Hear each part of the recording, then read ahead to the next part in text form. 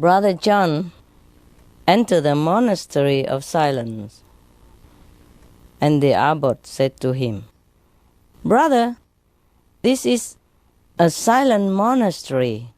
You are welcome here as long as you like, but you may not speak until I direct you to do so." Brother John lived in the monastery for 5 years before the abbot said to him, "Brother John, you have been here 5 years now. You may speak 2 words."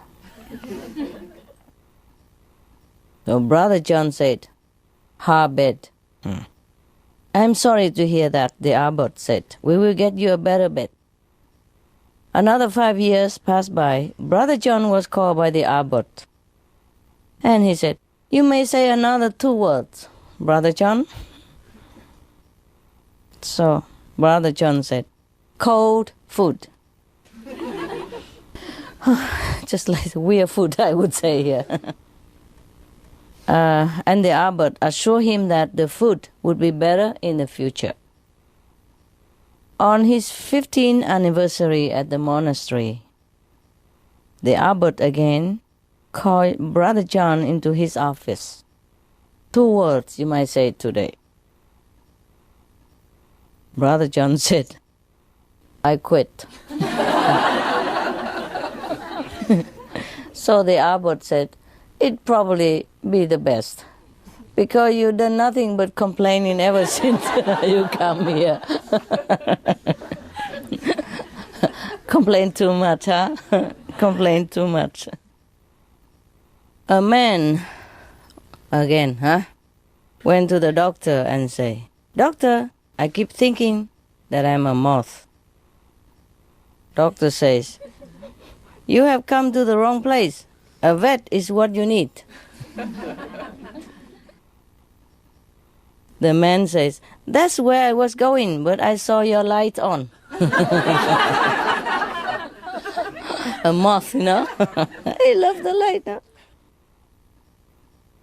Light travels faster than sound.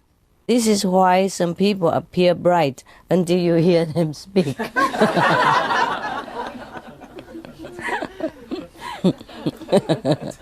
You better close your mouth, eh? That's cute. Okay. A farmer got pulled over for speeding. The police started to lecture the farmer about his speed, trying to make the farmer uncomfortable.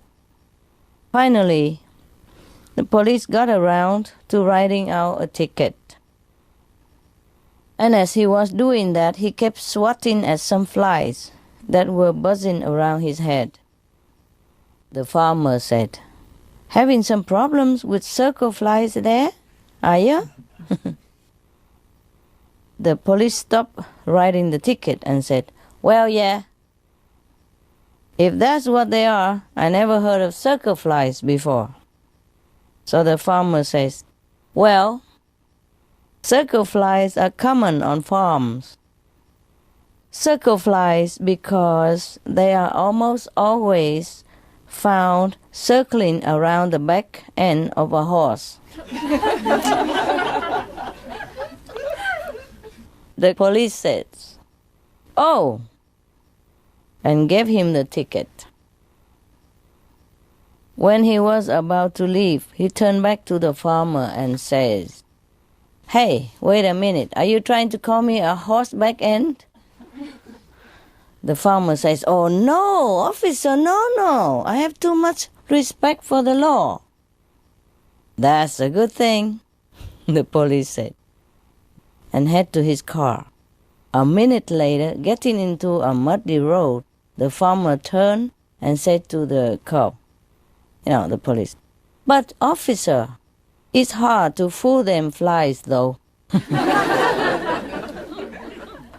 What do you get when you cross a parrot with a centipede? A walkie-talkie. A lot of feet and a lot of talk. Walkie-talkie. That's cool. Good combination, 02. What does that mean? What do you get when you cross a Rottweiler with a Saint Bernard? Answer. A dog that guard the house attack the thief and go later to look for help for the poor robber. San Bernardo. He chased him out, but then he go and help him. A drunk walks into a bar and say to the bartender, "Hey, bartender, buy everyone in a house a drink. Pour yourself one and give me the bill." So the bartender does just that and hands the man a bill for $57. The drunk says, "I haven't got it." The bartender slaps the guy around a few times, then throw him out into the street. The very next day, the same drunk walks into the bar and once again says, with a drunken slur, "Bartender, buy everyone in the house a drink. Pour yourself one and give me the bill." The bartender looks at the guy and figures to himself that he can't possibly be stupid enough to pull the same trick twice. So he gives him the benefit of the doubt, pour a round of drink for the house. Has a drink himself and hands a drunk bill of $60. The drunk says, "I haven't got it." The bartender can't believe it. He picks the guy up, beat him, and throw him out in the street again. Now, the next day the same drunk walks back into the same bar and says again, of course with a drunken slur, "Bartender, blah, blah, blah, give me the bill." Disgusted, the bartender says, "What? No drink for me this time?" The drunk replies, "You? No way. You get too violent when you drink." I beat him up, no. That's cool. A blonde calls an airline and asks, "Can you tell me how long it takes to fly from San Francisco to New York City?" The agent replies, "Just a minute." And the blonde says, "Thank you," and hang up.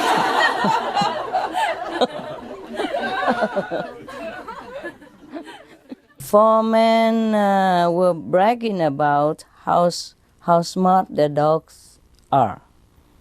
One man was an engineer. The second man was an accountant.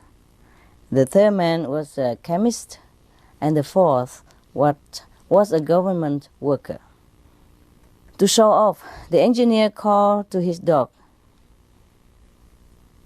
"T-Square, do your stuff." And T-Square trotted over to a desk, took out some paper and pen, and promptly drew a circle, a square, and a triangle. Everyone agreed that was pretty smart. And the accountant said that his dog could do better than that. He called to his dog and said, "Spreadsheet, do your stuff." Spreadsheet went out into the kitchen and returned with a dozen of cookies. He divided them into 4 equal piles. Yeah, 1, 2, 3, 4. With 3 cookies each. Everyone thought that was marvelous.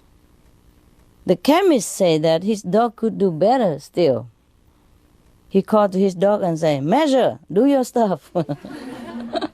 Oh, what an original name, eh? And I thought I have my dogs are pretty original already. Yeah, like cookie, chocolate, chip ahoy. Because the hermit, he has, chocolate spot all over his body, so I call him Chip Ahoy. Yeah, and a lady is brownie, I call him brownie cookies or chocolate. Yeah. And I thought that was very original already. And Lucky always hanging his tongue out, so I call him Tonguey. Or Tonga, And Shadow Hunter, Goody. You just need a flashlight and you're his friend forever. You keep him busy all day long with just a flashlight. Just flash around at random. Yeah. Well, if you don't have a flashlight, you stand in the sunlight or in front of the light and do your trick, like make a rabbit or something, or a duck. Oh, he also will love you. Sometimes he goes and beg for shadows. He come and kiss you all over and then head out for the shadow spot. Looking at you, say, hey man, you got the kiss? Now do your stuff.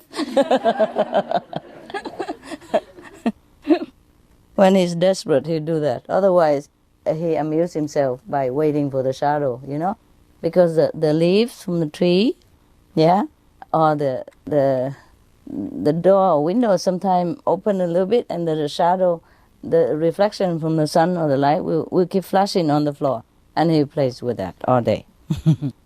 He doesn't bother you unless he don't have any for a long time. So desperate, he come jump on you, kiss you all over, and then make you work. He will persist until you get up and do something. Make a shadow for him or some funny face on the wall, yeah, so he can look and chase it. Okay, that was my dog, eh? He shouldn't jump in here, but he came in. Okay, this guy, the chemist, right? Called to his dog and say, Measure, do your stuff. So Measure, the dog, got up, walked over to the fridge, took out a quart of milk, got a 10-ounce glass from the cupboard, and poured exactly 8 ounces without spilling a drop. Everyone agreed that was a pretty impressive. Then the 3 men turned to the government worker and challenged him. What can your dog do? Because they thought, after all this, I think no other dog can do anything better than that, So the government worker called to his dog and say, Coffee break, do your stuff.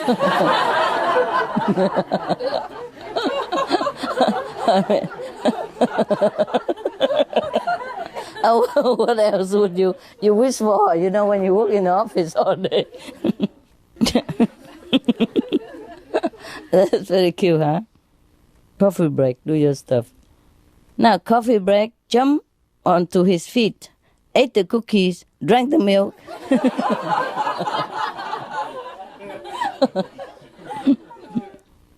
Claim he has injured his back while doing that.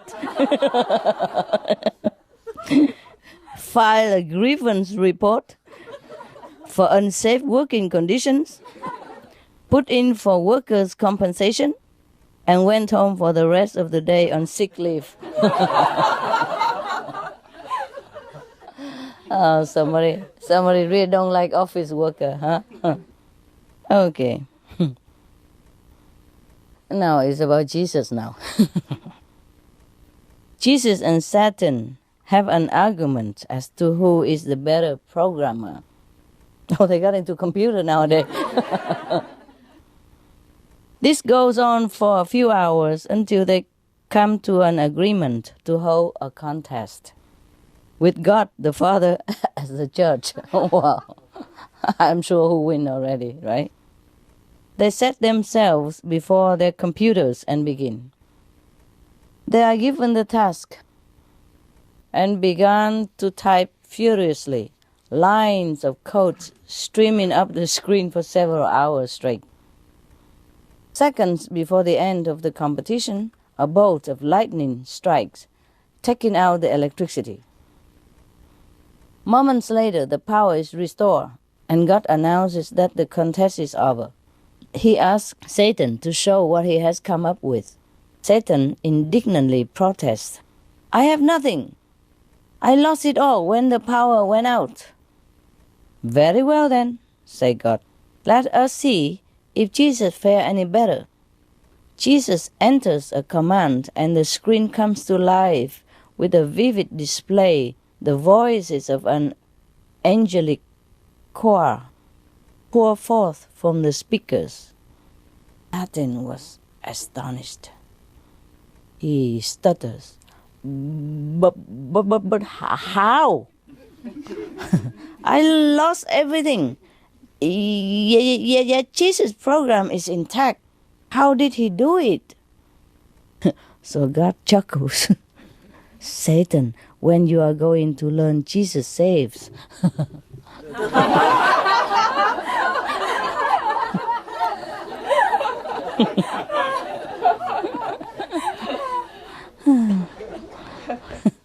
He's even good at saving computer programming. A state police officer sees a car puttering along at 22 miles per hour. He thinks, this driver is just as dangerous as a speeder. So he turns on his lights and pulls the driver over. And approaching the car, he notices that there are 5 old ladies, 2 in the front seat and 3 in the back, wide-eyed and white as ghost. The driver, obviously confused, said to him, "Officer, I don't understand. I was doing exactly the speed limit. What seems to be the problem?" The officer says, "Ma'am, you weren't speeding, but you should know that driving slower than the speed limit can also be a danger to other drivers." Slower than the speed limit? Oh, sir, no, I was doing the speed limit exactly 22 miles an hour. You know? So the old woman was very proudly to tell him that. The officer, trying to contain a chuckle, explained to her that 22 was the highway number, not the speed limit. So embarrassed a little, the woman grinned and thanked the officer for pointing out her error. "But before I let you go, ma'am, I have to ask, is anyone in this car okay? If everyone in this car okay?" So these women seem awfully shaken, and they haven't muttered a single peep in this whole time. The officer asked, "Oh, they'll be all right in a minute, officer. We just got off Highway 119.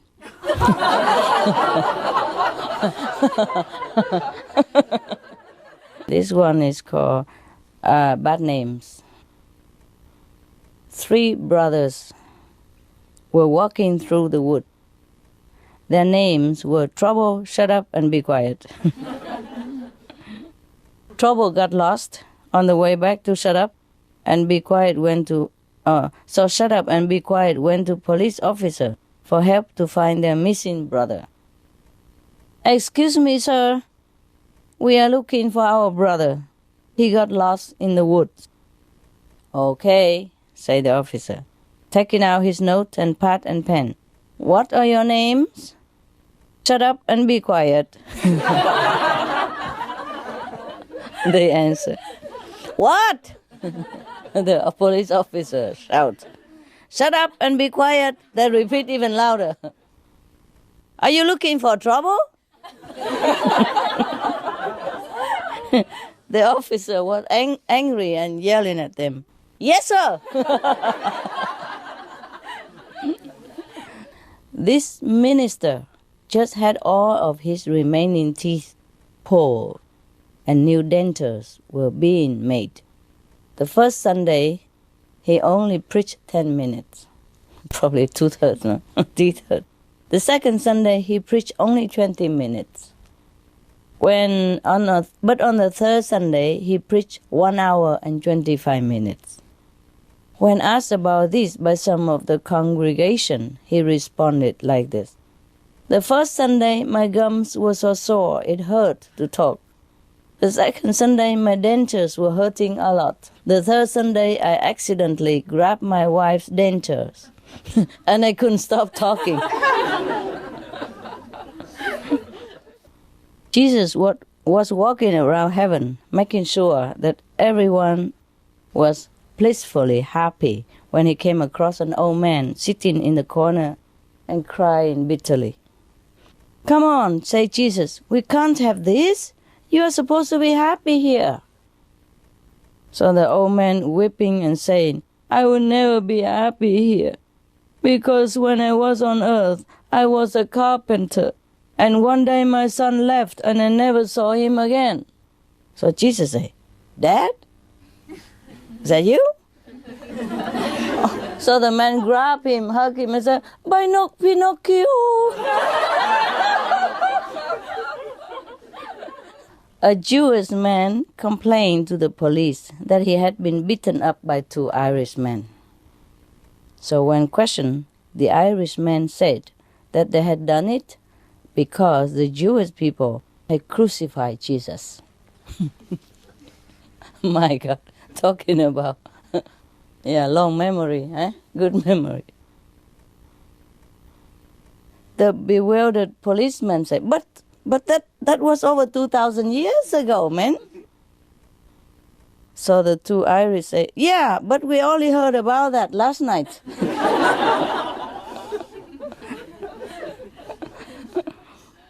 A lot of women feel that Jesus was like most of typical men. They say they will come back, but then you never see them again. Is that true? Is that true, the men don't come back? Huh? No, my men all came back and I don't want them. Say, please go. I guess because I was Jesus or something. And they never see me again. There was a big born-again meeting in a large hall in Belfast. And a former lady sinner was on a stage with a microphone in her hand recounting her experiences. Last night, she told them, I was in the arms of Satan, but tonight I am in the arms of Jesus. She converted, yeah? And then some people raised hand and asked her, how about tomorrow night?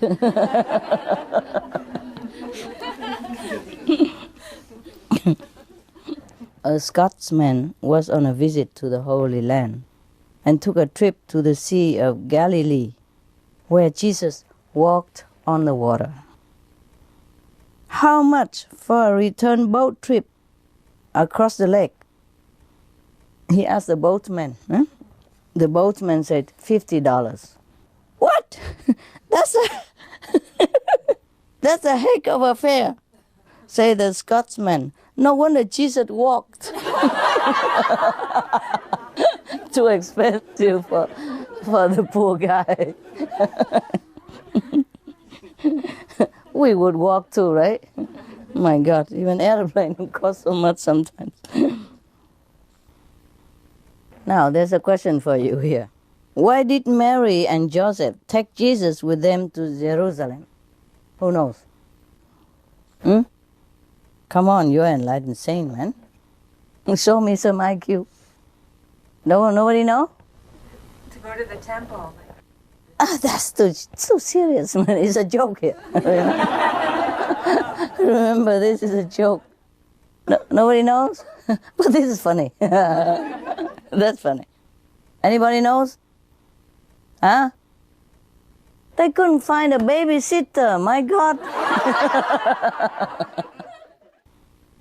A priest and a rabbi were talking on a train. What are the promotion prospects like in your church? The rabbi asked the priest. The priest said, pretty good, pretty good. I could be made a parish priest. Yeah, soon. The rabbi asked him, and then? And then a monsignor. And then? And then I could be a bishop. And then? Well, a cardinal. Cardinal? Yeah. And then? A pope? I could be a pope. And then? There's nothing higher than a pope, said the priest, except God. The rabbi said to him, yeah, but one of our boys made it. Jesus. Become God. Jesus saw the deaf man and he took pity on him and restored his hearing.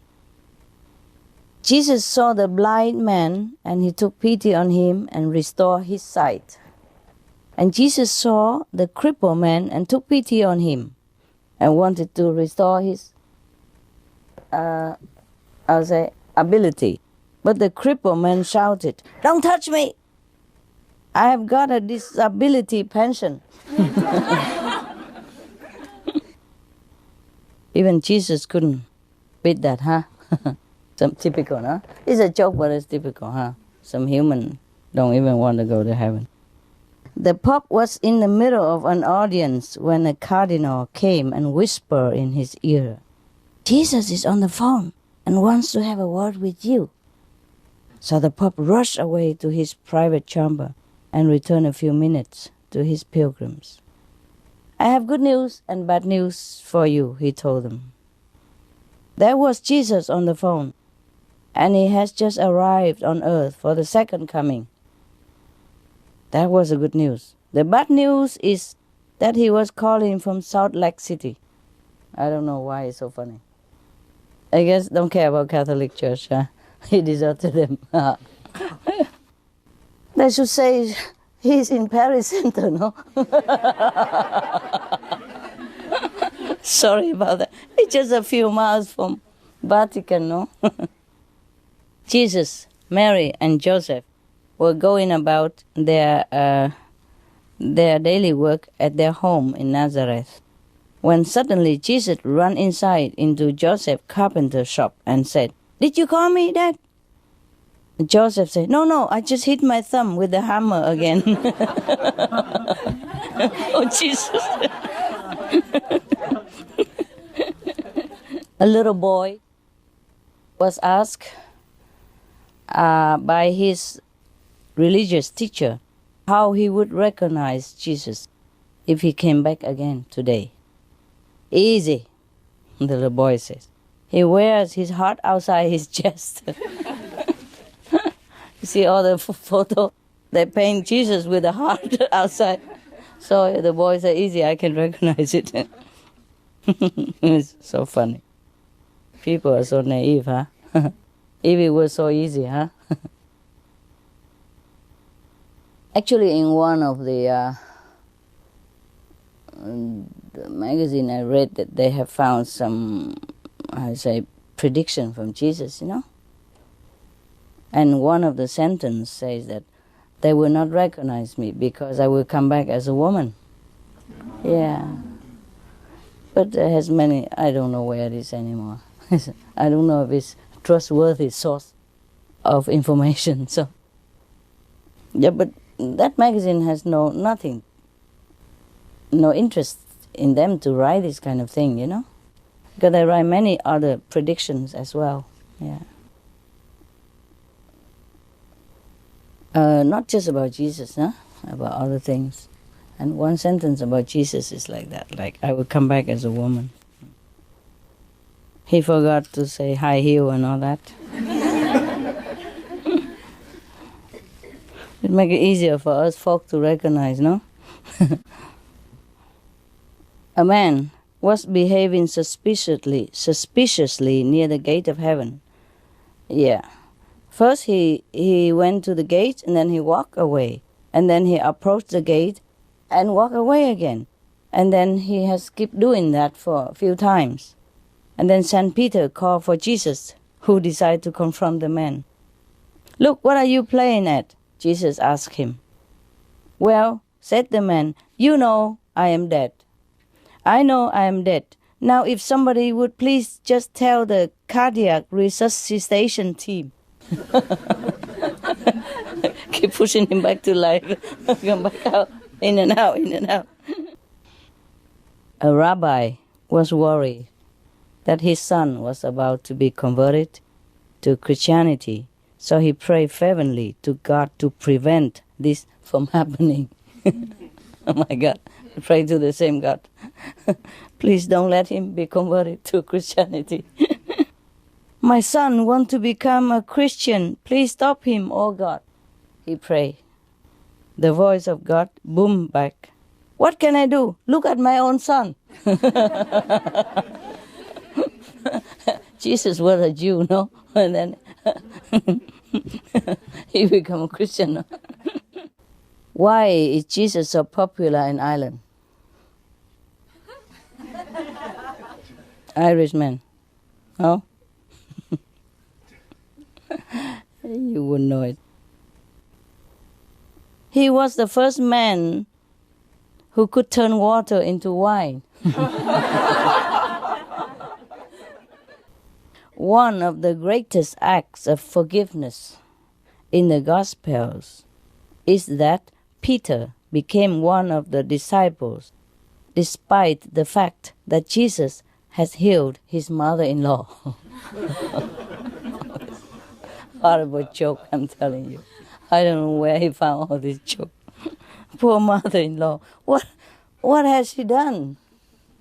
Huh? I mean, the mother-in-law may be famous for daughter-in-law, about being conflicting, but the mother-in-law would have loved the son-in-law very much, no? No? What about yours? Not always? Okay, maybe you wrote this joke, I don't know. You probably wrote this joke, right?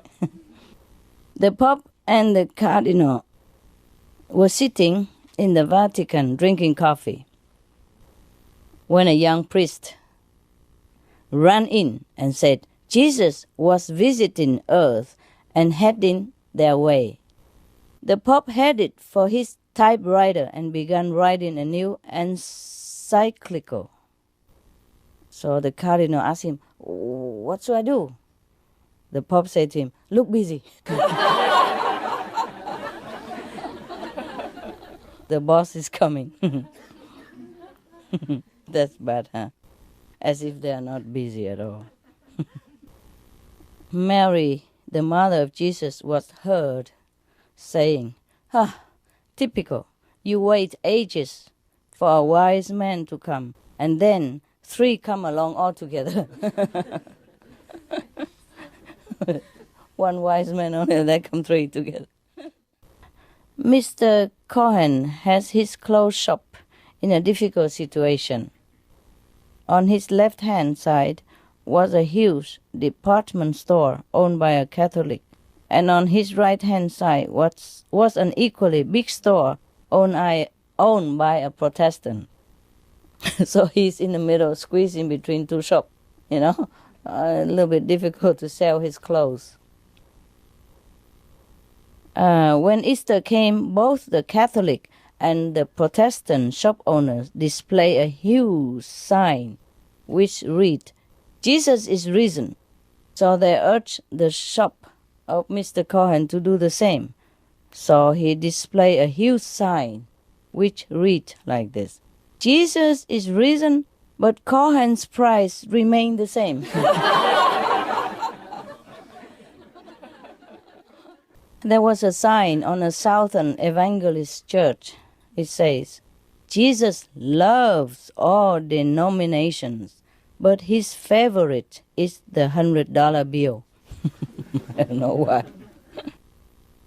Even at the age of 4 years old, a young boy was very stage struck, and he wanted to be a great actor. He was therefore very annoyed not to be given the top part of Joseph in the school nativity play, but was cast as the innkeeper instead. The part of Joseph is a bigger role, and the innkeeper is a nobody. So he was very annoyed. But on the night of the performance, he gained his revenge. So when Mary and Joseph arrived at the inn, he greeted them saying, come on in, welcome, I have a room reserved for you. He ruined the script, huh? Instead of going to the mango, and everything ruined. A priest was driving along on his motorbike at over 70 kilometers an hour when he was stopped by a policeman. He said to the father, you were going too fast for someone with L plates, father. If it was anyone else, I would be inclined to give you a ticket. So the father said, "Don't worry, my son. Jesus is with me." So the policeman said, In that case, I am definitely going to give you a ticket because you are not allowed to carry a passenger. It's just an L license, you know.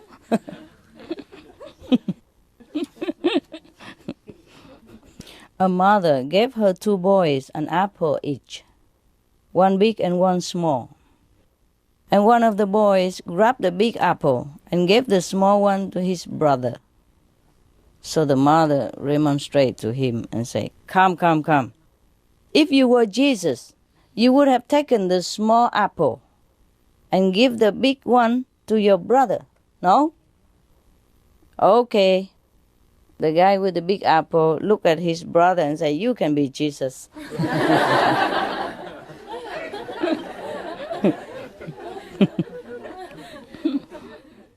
A nun who was also a nurse in a hospital was taking down a patient's details. One patient gave his name and age but said he has no next of kin. Come on now, she said to him. You must have some relative that we can contact. Well, I have a sister, but she'll be no good because she's only a nun. Only a nun? You know, the nun was very indignant. How dare you? You should know she's the bride of Jesus. So the man's patient smiled and said, In that case, please send all my medical bills to my brother-in-law. Jesus was once asked a trick question by the Pharisees. Can you make a stone so heavy that even you cannot lift it? He asked Jesus. Jesus said, Yes. And then to prove that I was God, I would lift it. The little boy was praying very loudly as he went to bed. Please, Jesus, send me a bicycle for my birthday. Please, Jesus. He was praying very loud. So the mother said to him, There's no need to shout. God is not deaf. So the kid said, I know that, but grandma is.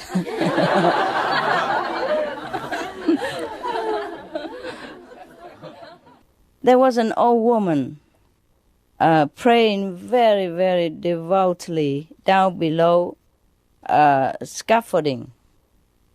And there was a man high up on the scaffolding inside a big church wanted to play a joke on her.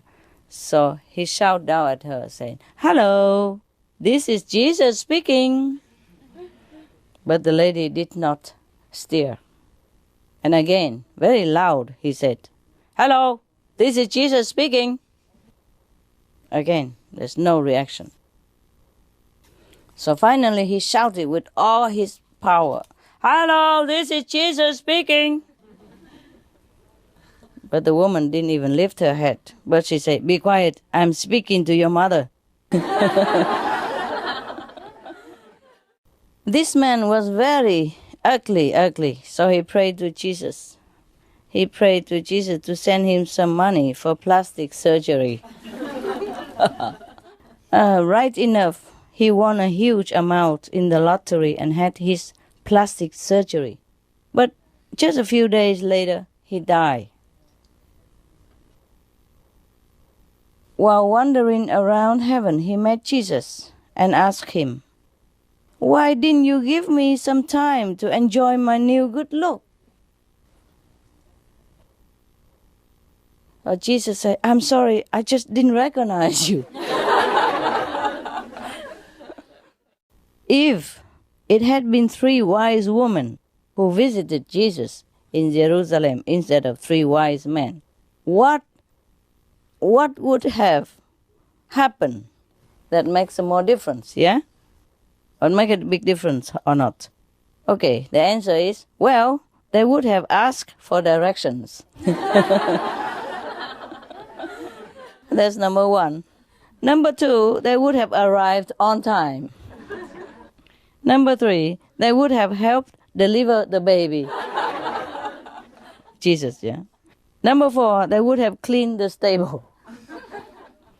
Number 5, they would have made a casserole. Number 6, and they would have brought disposable nappies as gifts. As gifts, yeah, instead of what did they brought? What did they bring to Jesus? Yeah, yes. And by the way, there was one kid, in the Catholic school. He made an exam, when they asked, what did the 3 wise men bring to Jesus, for Jesus as a gift? He say, they brought him some gold, some myrrh, and some Frankenstein. Frankenstein. Children, There was a guy, he was praying like this.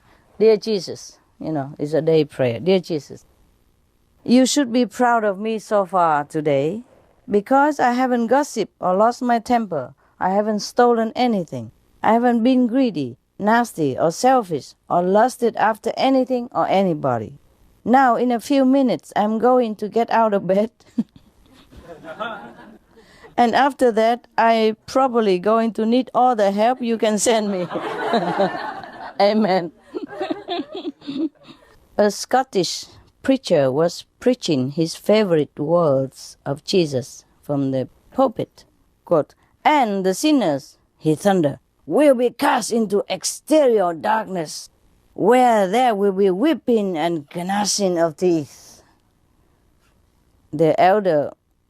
One of the elder women shouted back, I have lost all my teeth years ago. What about me? So the preacher said, teeth will be provided, my dear.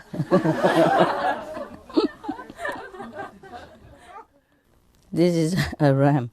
Roses are reddish, violets are bluish. If it wasn't for Jesus, we will all be Jewish. A new pope took over the Catholic Church and was told by his secretary that in the Vatican safe there was a letter from Jesus himself that had never been opened by any pope, and he hoped that the new pope will continue this tradition. The pope said yes, he would, but one night his curiosity got the better of him. So he sneaked down to the safe, opened it, and took out the letter. With trembling hands, he opened the envelope and examined the letter. It was signed by Jesus, all right, but it turned out to be the bill of the Last Supper.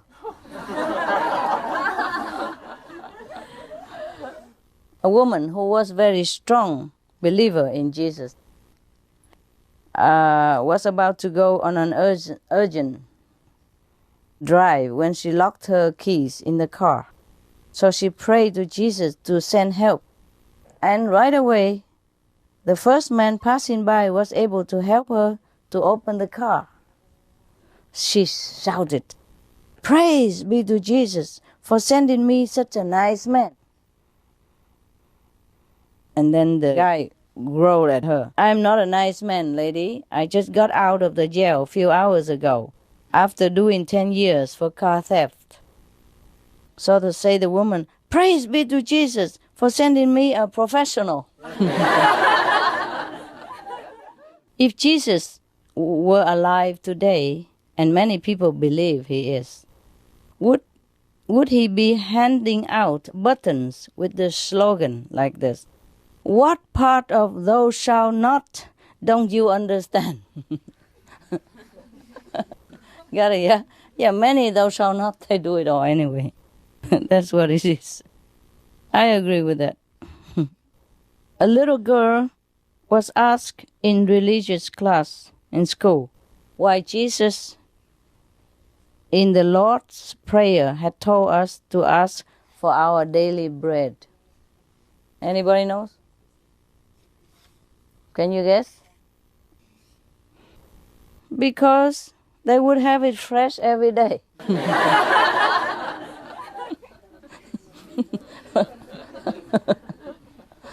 Wouldn't you like to eat 3-day-old bread? No. A little boy was praying, say something like, give us our daily bread, and please deliver us from email. Evil, from email.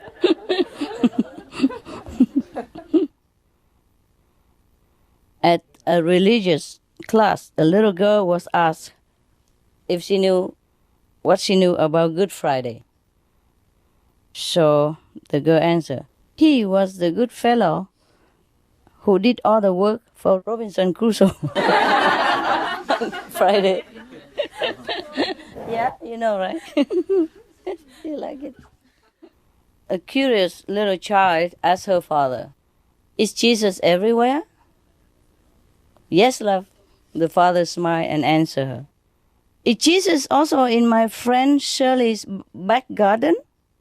She persisted. So the father said, yes, love. Jesus is also in your friend Shirley's back garden. So the girl gets serious and say, that's funny, because my friend Shirley doesn't have a back garden. A top executive of Coca-Cola went to the Pope and offered him €250,000 to change the words of the Lord's Prayer from give us this day our daily bread into give us this day our daily Coca-Cola. The Pope said, I'm sorry, the money would be welcome, but I cannot change the words of Jesus as quoted in the Bible.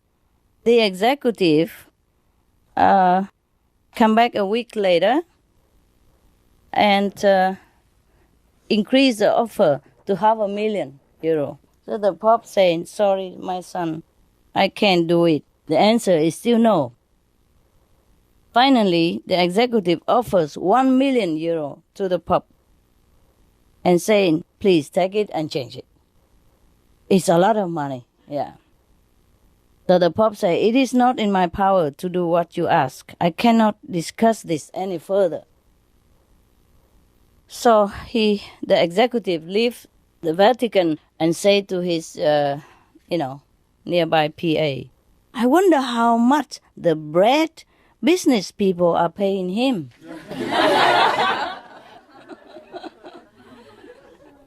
The reasons why some people believe that Jesus might have been black.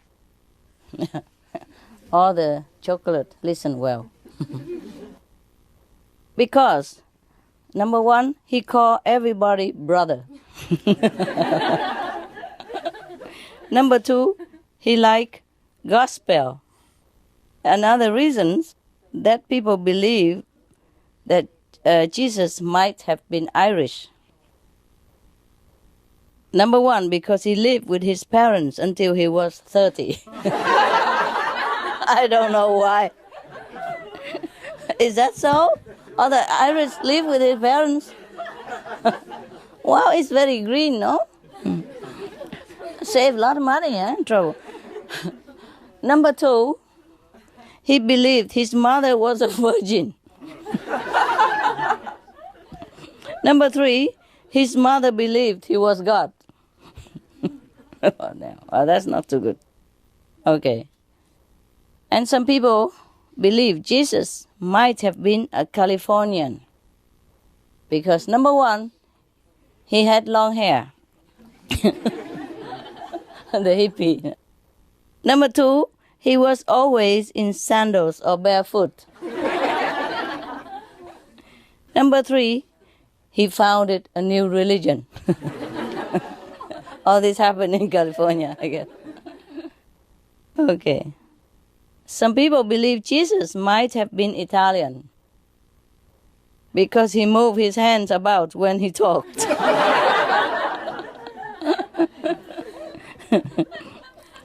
He had wine with every meal. The French don't. It could have been the French, Oh, but the French, they don't move their hand too much when they talk, right? So, Number 3, he used olive oil all the time. Is that true, Italian? Okay. Some people believe Jesus might have been Mexican. Because number 1, he had a Mexican name. he just know. That's a Mexican name. A lot of Jesus walking around Mexico, you know that?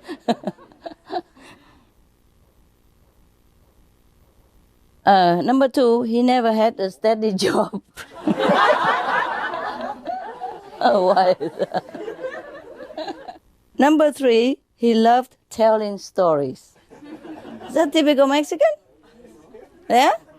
No idea. Really true, brother? Yeah? Okay.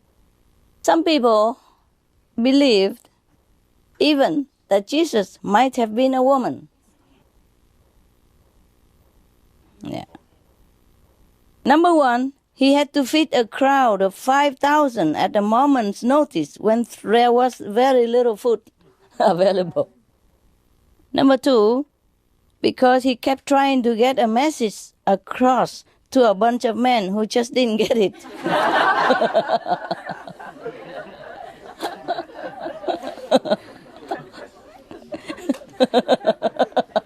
I like that one very much. Don't you think it's good? He might have been a woman. Or he had learned his lesson and become a woman instead. Number 3, even when he was dead, he had to get up because there was more for him to do. More work to do. Only a woman can do that, huh? Wow. Yeah, what an honor. Okay, that concludes our joke today. If you have any doubt, you can write to the Vatican to complain or for further information. Did you enjoy the joke? Yeah. Good, no?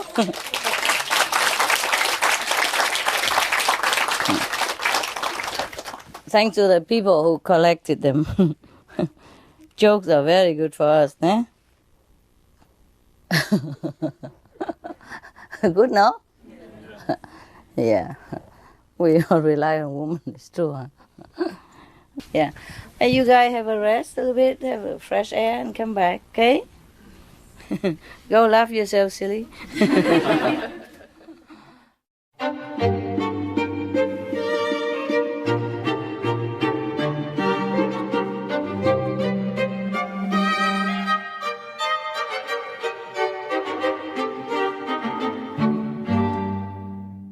The watermelon hunter. Have you ever heard of such a hunter in your life? Yeah? No. Well, but that's what we hope they all will become. The hunter, you know? We hunt watermelon instead of any other animals. Yeah? That would be the good day, huh? So we begin with that. The watermelon hunter.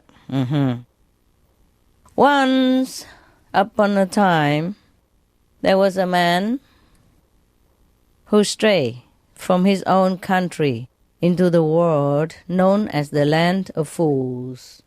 Where can that be? The land of fools. Was it on the map? I think it's everywhere, right? No need a map, right? Okay. He soon saw a number of people flying in terror from a field where they had been trying to reap wheat. They keep crying while running. There's a monster! There's a monster in the field! There's a monster in that field. And then they told him so. He looked and saw that it was just a watermelon. Because the people have never seen a watermelon before. Capish? Yeah? And now they saw just wheat, you know, rice perhaps, wheat, but not a watermelon. And the watermelon grew from nowhere. Of course, it must be a monster, no? You know how the watermelon grow there?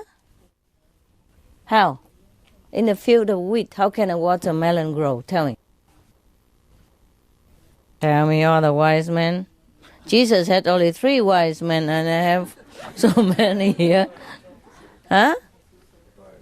The birds brought it there. Good. See? Wise woman's always better. When it comes to men, we're stuck. All right. So now he offered to kill the monster for them. Yes.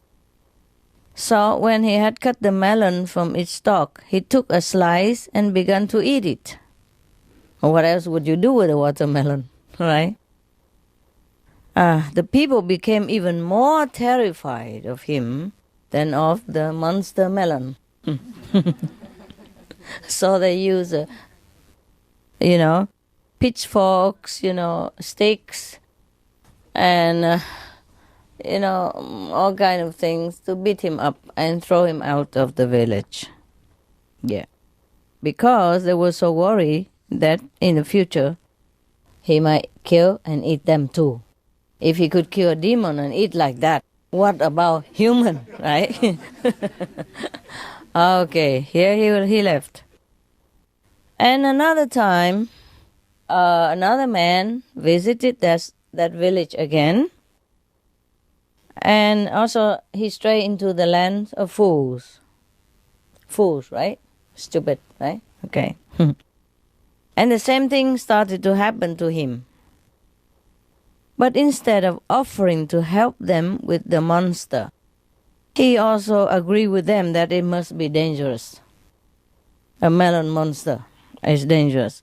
And by tiptoeing away from it with them, he gained their confidence. Yeah, he's one of us. He also feared the monster. He must be a good guy. And then after a while, he spent a long, long time with them. And then slowly gain more and more of their confidence and slowly teach them that a watermelon is harmless. Yes. And then, later on, he even teach them how to cultivate the watermelon themselves and eat them also. It sounds similar to the job of a master, eh? Right? The master come in and do everything like everybody else, and then gain their confidence, and then eat the melon.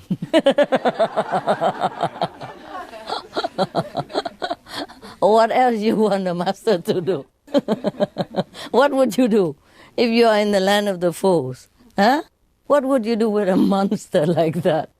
We have them a lot here in supermarket. But these people in the land of fools have never seen such a monster. Yeah. You see, sometimes you have to look like them, do like them, yeah? And then they will be not too fearful from you, yeah? I see some people ask me why I don't wear monk's robe, nun's robe, whatever, like all the priests and the holy ones, Yes. So many monks in the Buddhist temple, but everybody go there, take refuge, give a red envelope with money in it, and go home, eat meat, drink wine again. Yeah. So I think I should change the strategy, no? And it worked, no? Yeah, look how many melon eaters eating here. Instead of eating meat, you're eating melon with me, yeah? And it's cool, no? Yeah.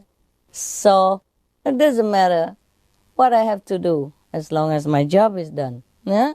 And it's cool like that. So, got a lot of people curious why I don't wear monk's robe and nun's robe, And you just see the monk's robe, you just bow to it because he's a holy person.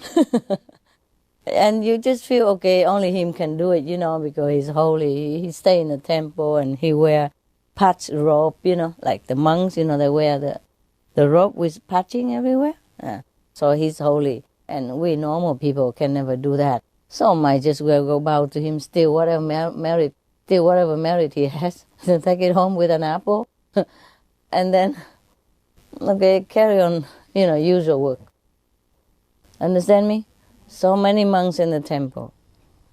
And how many of the so-called their disciples have one meal vegetarian? All they do, twice a month, the first day of the month and the last day of the month. I told you already. or the first day and the middle day of the month. Yeah? You know that, right? So I think I changed the tactic and it works, yeah? Yes. Good, huh? It works, huh? Yes. All of our people are eating melons, right? Instead of meat. No? Then it's okay. It's cool. Now, this is the next story is more funny. Be prepared. Actually, in this shop, it's not that funny, just because we are funny. After eating the melon, we become funny. Yeah, that's why we laugh a lot. Okay. The next story is about an ambassador, an accident ambassador. I mean, accidentally he became an ambassador.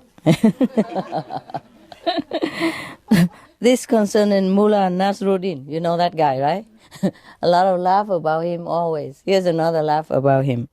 Yeah, this time he's more serious, but still laughter. Yeah. By a series of misunderstanding and coincidence, Mullah Nasruddin found himself one day in the audience hall of the Emperor of Persia. Shahinshah, mean the king, yeah, of Persia. He's called Shahinshah. Was surrounded by self-seeking nobles, governors of provinces, courtiers, and sycophants of all kinds. He was surrounded by all of these people. One is competing with each other, with the others, and claimed to be appointed head of the embassy, which was soon to set out for India. Yeah, actually diplomats. Yeah, they're not going to make an embassy in India. Perhaps they just want to send an envoy. Yeah, of diplomat. Everybody was clamoring, making noise, and competing with each other and claiming themselves good and that and other. So the king had up to here, more than enough of all this self-aggrandizement of these from these his courtiers and his assistants. So he raised his head, above all of them. And he didn't even know what to choose. He kept looking at heaven as asking Jesus to help him. Yeah. And then somehow his eyes, landed on Nasruddin. This is a mullah. He's a Muslim teacher, you know what I mean? Master, and this guy is always getting into some unlikely situation anyway. And suddenly he was there. Perhaps he was taller than the rest. So when the king lifted his head down from heaven, back to earth again, so his head was swimming among the crowd. So he said, there, that man is going to be my ambassador to India. Said and done. So now, please, all of you, leave me in peace. Fine. Nasruddin was given rich clothes and an enormous chest of rubies, diamonds, emeralds, and priceless works of art, so that he can bring this gift of Shahinshah to the great mogul. Now, the courtiers who lost the job, all of them become very frustrated and angry, of course, nah? So they decided to unite it together, to be united together to fight against this opportunist mullah. And they try to trick him, into trouble, because they're up to destroying him. Yeah, what you cannot eat, you spoil it, so nobody else can eat. That is sometimes the psychology of some human. Now, they united together and do a lot of stuff, stupid things. Like they broke into his quarters and stole all the jewels, and all the nice artwork and other precious item in the mullah's trust, yeah, took it out, divided among themselves. And then they even put the earth into the box to make up the weight so that he wouldn't notice. Now, they even determined to ruin his ambassador job and also to discredit his ability and honor. Now, what they do is they come to Nasruddin, very humble, very nice, very polite, sweet talk, telling him such. Great Nasruddin, we congratulate you. Yes.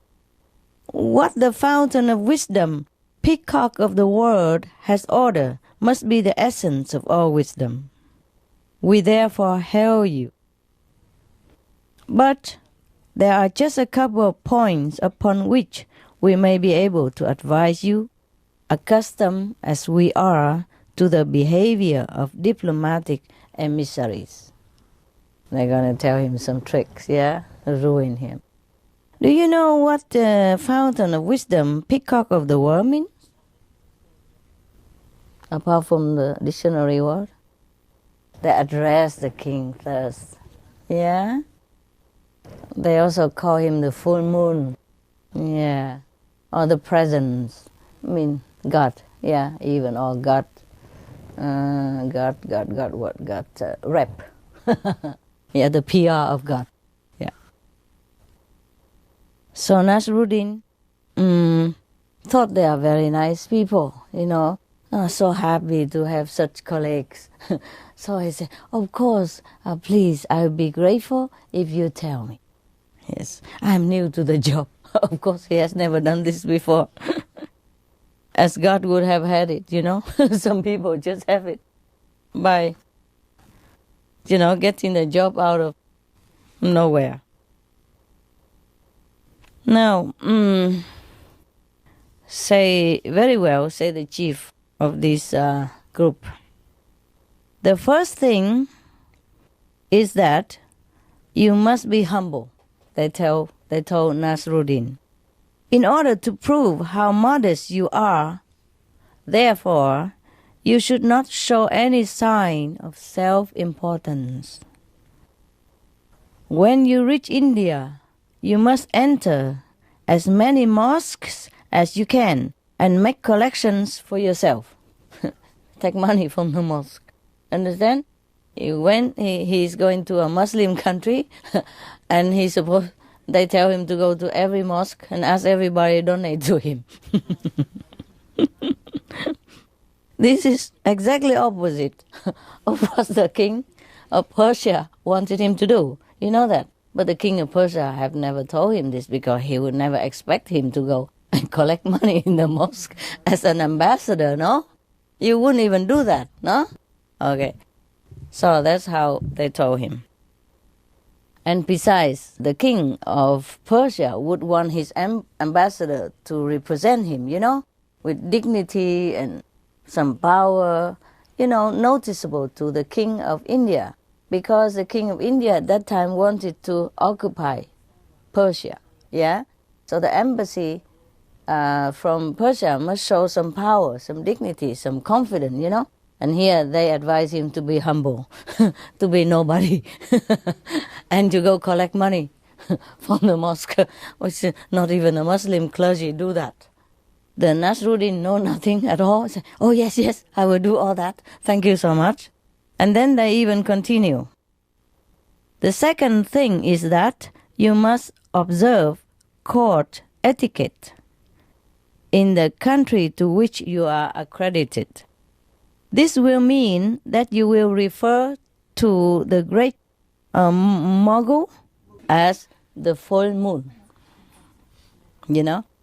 But at that time, the full moon is a title only addressed to the king of Persia, as the most respected, So Nasruddin was a little bit puzzled and say, but that is the title only for our Persian emperor, no? And then the bad people say to him, but not in India. Okay, fine.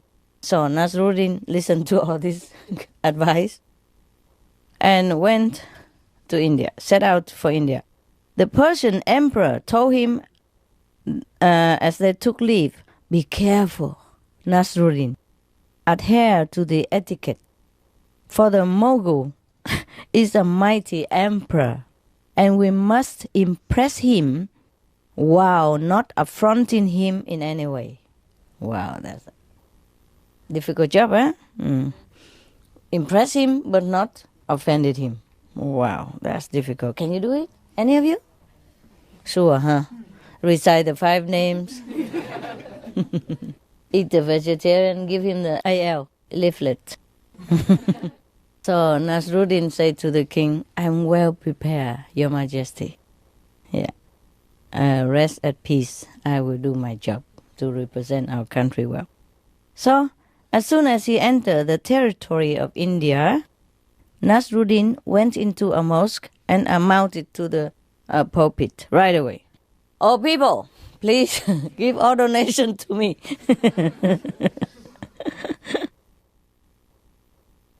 You have to see in me the representative of Allah, on earth, and the axis of the globe. Bring out all your money, for I'm making a collection right now.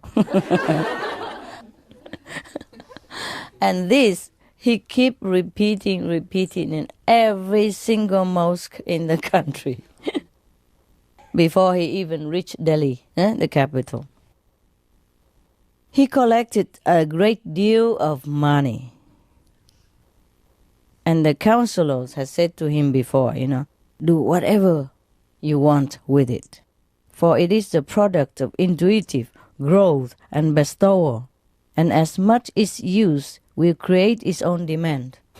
What a nonsense. I don't understand it. These bad people, they just tell him anything. And the poor Nasruddin take it all to the letter, All that they wanted to happen was for the mullah to be exposed to ridicule. Because they want him to be exposed, in such a shameless manner that he collected money. But he was too honest and stupid. He did exactly what they told him. Nasruddin kept roaring, in every mosque he entered. He said, the holy must live from their holiness. I give no account, nor do I expect any. To you, money is something to be hoarded. After being sought, you can exchange it for material things. To me, it is a part of a mechanism. I am the representative of a natural force of intuitive growth, bestowal, and disbursement. He repeat what the council told him, all the nonsense. And he does it with gusto, roaring in the mosque like a lion. So some people give money, But it's funny that even these are very bad scheme, evil scheme to harm Nasruddin, but good things come out of it. So he collected a lot of money. And nobody said anything. They believed in him. And the one who believed and gave him a lot, they become richer, more blessed, more abundance, more happy. The one who doubted him, don't give, become poorer, get sick, or have some accident, trouble in life. And that's just, by the way, the report. Now,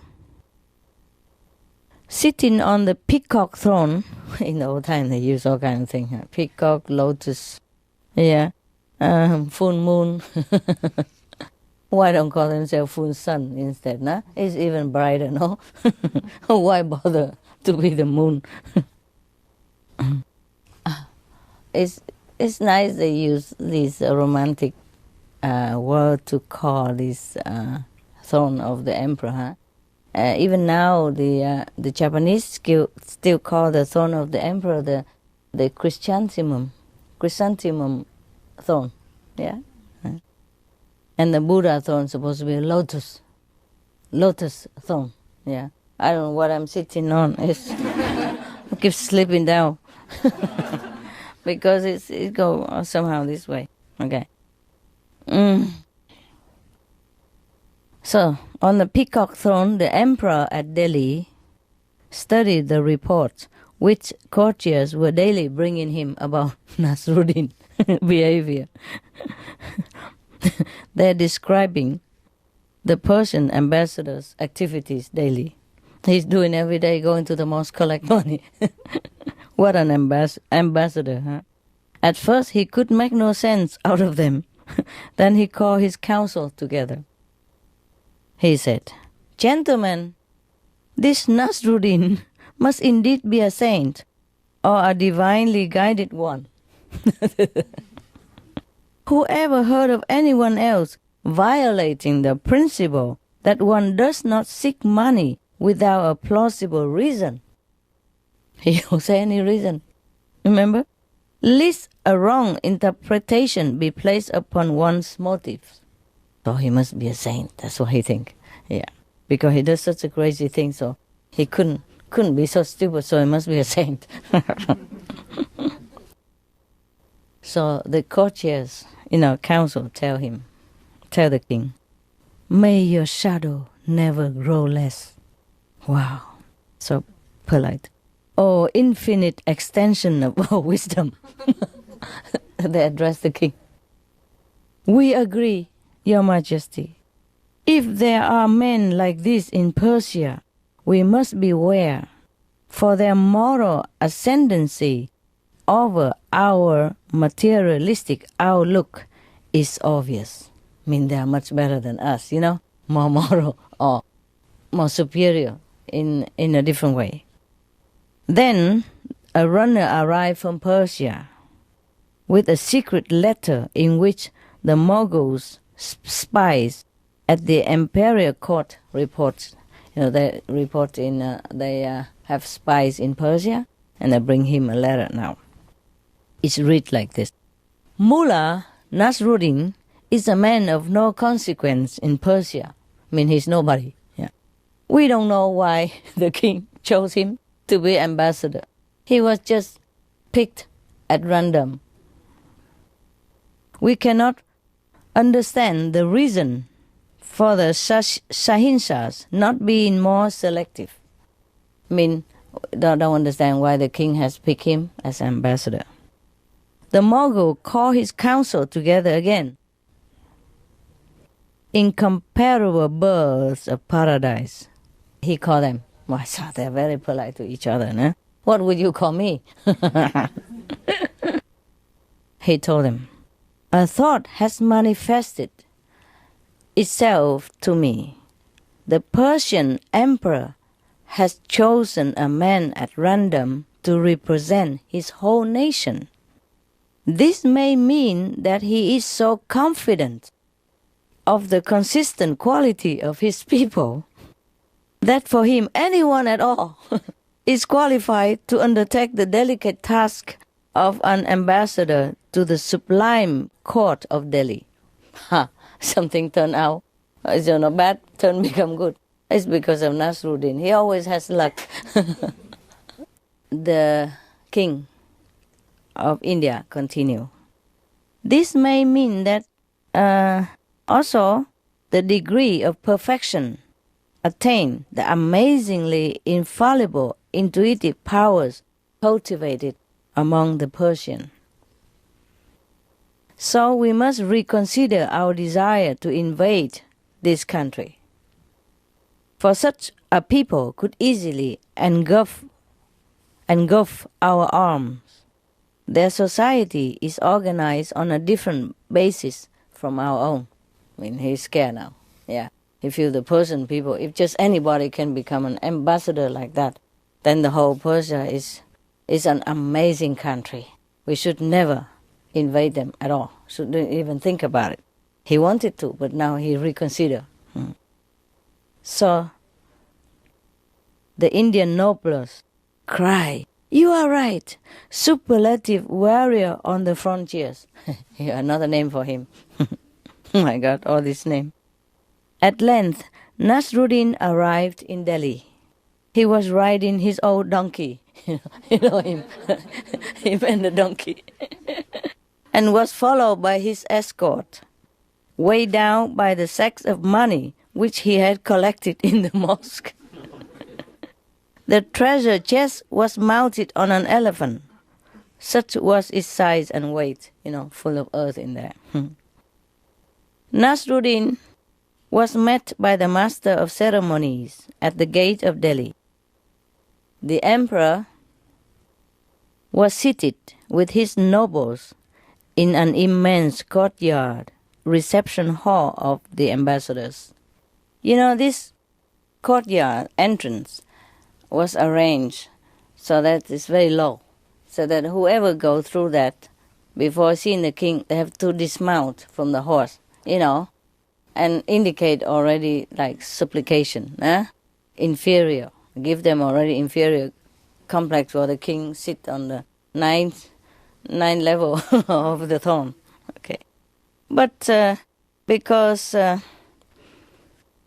Nasruddin come on with a donkey, it's very low anyway, so he just drive through with his donkey bowing on the way. I'm coming. No ambassador had ever arrived astride a donkey anyway. However, and thus there was nothing to stop Nasruddin trotting straight through the door and up to the emperor days. The Indian king and his courtiers exchanged, meaningful glances at this act. Nasruddin blithely dismounted, addressed the king as the full moon, and called for his treasure chest to be brought. When it was opened, the treasure chest full of earth in there, there was a moment of consternation. So Nasruddin first time saw it. He didn't know that. He thought it was full of treasure inside. So he thought to himself, I better say nothing. Because there's nothing I say now can explain this stuff. I'm doomed for sure. So he kept quiet. Yes. So the Mogul whispered to his viziers, his, premier, what does this mean? Is this meant as an insult to the highest eminence? The vizier also could not believe this. He think quickly, furiously for a moment, and then he provided the interpretation. It is a symbolic act, Your Majesty. The ambassador means that he acknowledges you as the master of the earth. That's why he brought earth to you. Because he also called you the full moon, no? Full moons mean, the great already, greatest king at that time. So the Mogul relaxed. Cool. He might have said cool. Or ça va. Or he would say, muy bien, muy bien. So he said to the Nasruddin, we are content with the offering of the Persian Sahinsa, king, for we have no need for wealth in any way. And we appreciate the metaphysical subtlety of the message. Wow, talking about luck, Everything changed into his luck. Even all these bad courtiers want to play hell on him. He still gained the credit, a good credit. Yeah. So all we do is just be a good person and everything will turn out well, This is a message. Okay. So Nasruddin said to the king, Your Majesty, I have been told to say, and he remembered the talk of the of the bad courtiers, I say, that this is all we have for Your Majesty.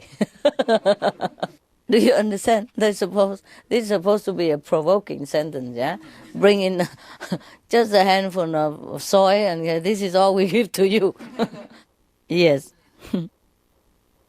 But the interpreter, of the omens also whisper to the king and say that means that Persia will not yield 1 more ounce of her soil to us. Like a message, like don't invade, we don't give you any more. Actually, nonsense, it just turned out good.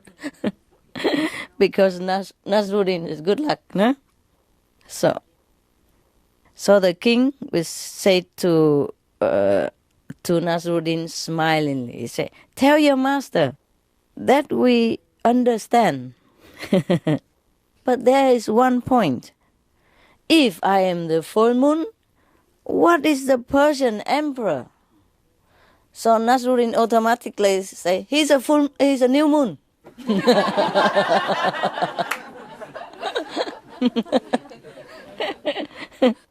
So the court, advisor whispered to the king again, "This okay. Yeah. The full moon is more mature, bigger, give more light. So it's superior to the new moon, which is young and small. So you are the senior." Yeah, very good. So the king was very delighted, say, yes, we are content. You may return to Persia and tell the new moon. Tell the new moon that the full moon salutes him. What a good moon he was. Told you it's funny. Huh? The Persian spies at the court in Delhi immediately sent a complete account of this interchange to the Shahinshah. They added that it was known that the Mughal emperor had been impressed and feared Persia, so they planned no war against Persian because of the activities of Nasruddin. He's doing nothing, and he gained all the credit. So, of course, when Nasruddin returned home, the Shahinshah received the mullah in full audience. "I'm more than pleased, friend Nasruddin," he said, "at the result of your unorthodox methods. Our country is saved, yeah, and this means that there will be no attempt at accounting for the jewels or the collecting in mosque, yeah." I mean, he forgive him anyway. He's not supposed to do that. But he saved the country. Doesn't matter what he does. He's okay. So he's not going to punish him for collecting money in Jews and all that in the mosque. "You are henceforth to be known by the special title of Safir." That means emissary. Yeah, real ambassador of peace. Okay, but his vizier, he's in the ear of the new moon. He said, "But, Your Majesty, this man is guilty of high treason, if not even more. We have perfect evidence that he applied one of your titles to the Emperor of India, thus changing his allegiance and bringing one of your magnificent attributes into disrepute." The full moon stuff. But the Shahinshah don't listen to that. He said, "Yes, but the sage have said wisely that to every perfection there is an imperfection. Nasruddin, but why? Why did you call me the new moon? I'm supposed to be the full moon." It's only half of it. So he didn't like it. So Nasruddin said, I know nothing about the protocol, but I do know that the full moon is about to wane, and the new moon is still growing, with its greatest glories ahead of it. A brighter future, long live, longer life. So the emperors, so happy. Says Anwar, the Grand Vizier, he roar, say, Mullah, I offer you the position of Grand Vizier. Take the old Vizier away and give this to Mullah. But the Mullah say, what? How could I accept the position after seeing what you do to my predecessor, the old Grand Vizier? Okay, so that's what the story was. Nobody say anything about how the treasure chest has been used, after being stolen from him. They says, sorry, forget about it. We don't know anyway. So that means he did not even accept to become a premier. Yeah?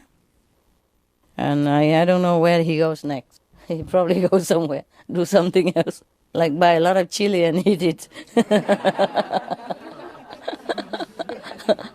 And he has to eat it because he spent so much money on it. It's a pity to waste hot chili. Okay, do you have any idea?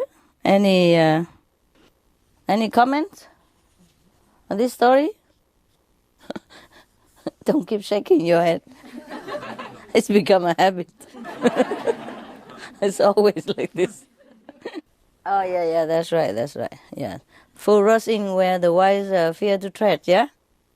Anyway, this guy, he's always in luck of some kind, Nasruddin is a treasure of laughter, I like this guy very much.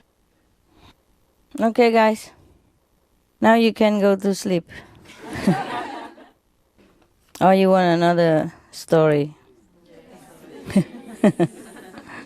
I tell you this, okay? There's a story called The Happiest Man in the World.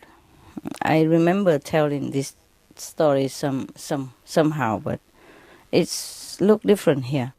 A man who was living in comfortable enough circumstances went one day to see a certain sage, reputed to have all knowledge.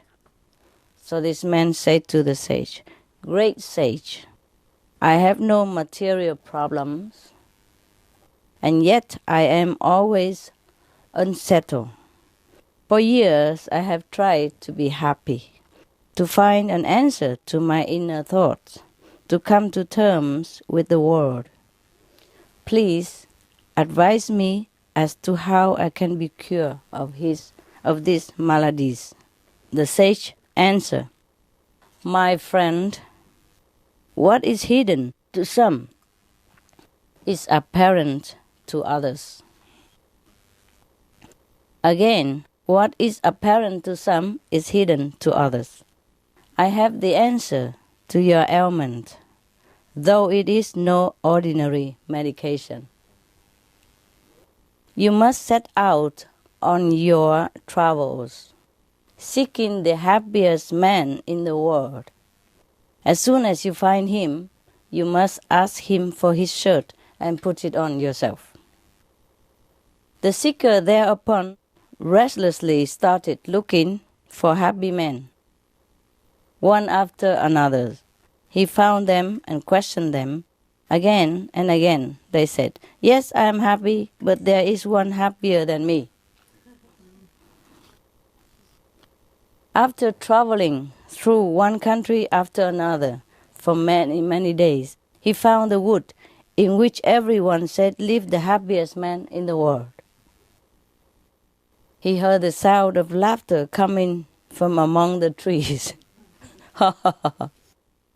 And he quickened his step until he came upon a man sitting in a glade. He asked him, "Are you the happiest man in the world, as people have told me?" The man said, "Yes, certainly I am." So the traveler continued, "My name is so and so, my condition is such and such, and my remedy, ordered by the greatest sage, is to wear your shirt. Please give it to me. I will give you anything I have in exchange." The happiest man looked at him closely. He laughed and laughed and laughed and laughed and laughed. And when he had finished laughing, quiet down a little, then the restless man, rather annoyed at this reaction, said to the happiest man, "Are you unhinged that you laugh at such a serious request?"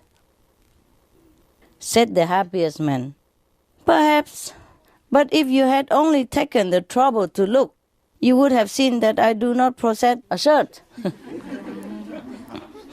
So the traveler say, in a chemise, no, "So what am I to do now?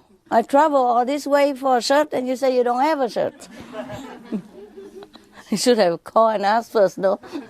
Should have emailed him and asked before he come, no? So the, no shirt man tell him, "You will now be cured. Striving for something unattainable provides the exercise to achieve that which is needed. As when a man gathers all his strength to jump across a stream, if it were far wider than it is, he gets across the stream." Oh, very philosophical to me. Too philosophical.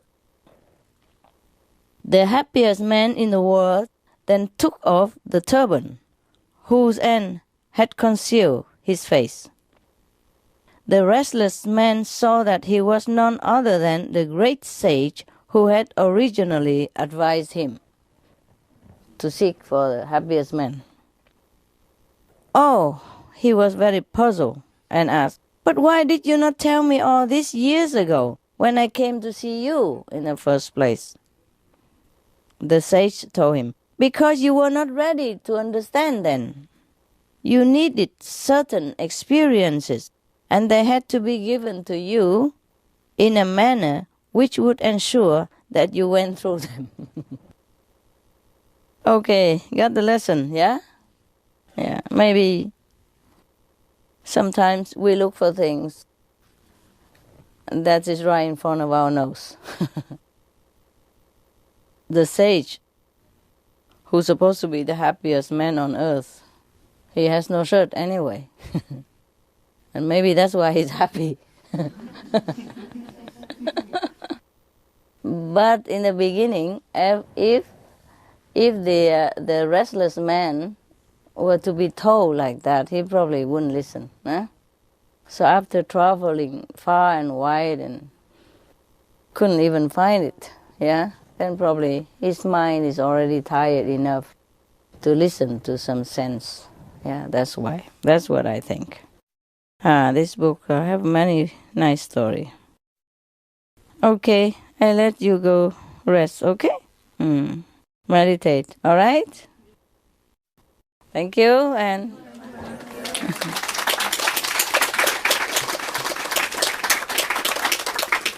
at least we have some good laughers, Nasruddin, huh? That guy, he always offers some laughter. I think I have told a lot of his story and his pleasantries before in Meli. You don't buy it because it's Chinese. Okay then.